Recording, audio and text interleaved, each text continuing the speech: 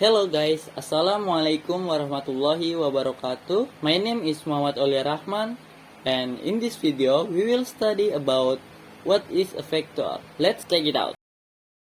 PC keys, air traffic controllers, and video game creators all have at least one thing in common: vectors. What exactly are they, and why do they matter? To answer, we first need to understand scalars. A scalar is a quantity with magnitude. It tells us how much of something there is. The distance between you and a bench, and the volume and temperature of the beverage in your cup are all described by scalars. Vector quantities also have a magnitude plus an extra piece of information: direction.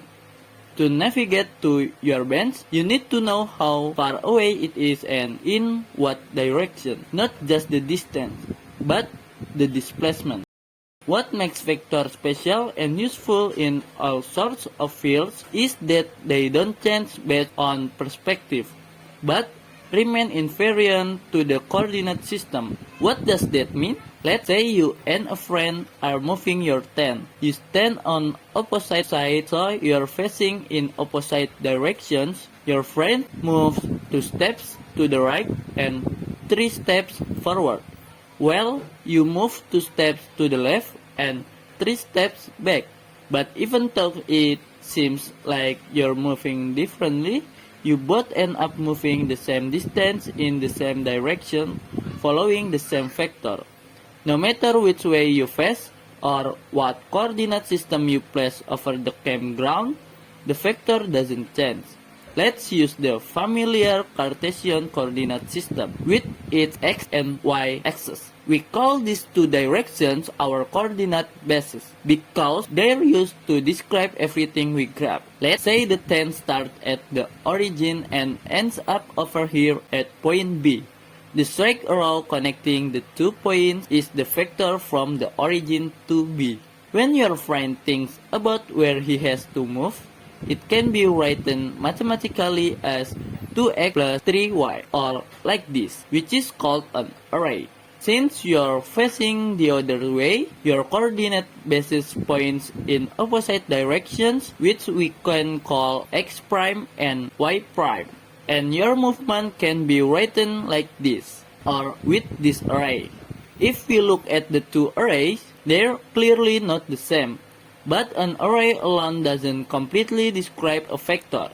Each needs a basis to give it context, and when we properly assign them, we see that they are in fact describing the same vector. You can think of elements in the array as individual letters, just as a sequence of letters only becomes a word in the context of a particular language. An array acquires meaning as a vector when assigned a coordinate basis. And just as different words into language can convey the same idea, different representation from two bases can describe the same vector. The vector is the essence of what's being communicated regardless of the language used to describe it. It turns out that scalars also share this coordinate invariance property. In fact, all quantities with this property are members of a group called tensors. Various types of tensors contain different amounts of information. Does that mean there's something that can convey more information than vectors? Absolutely.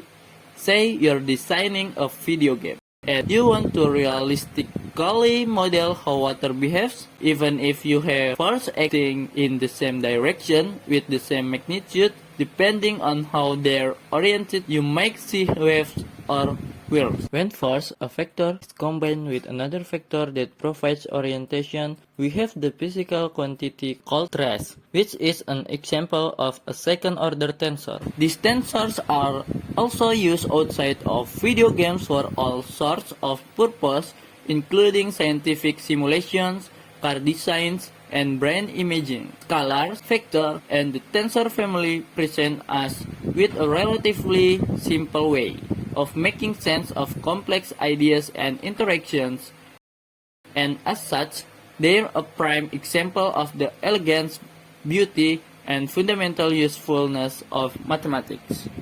Thank you for watching. Wassalamualaikum warahmatullahi wabarakatuh.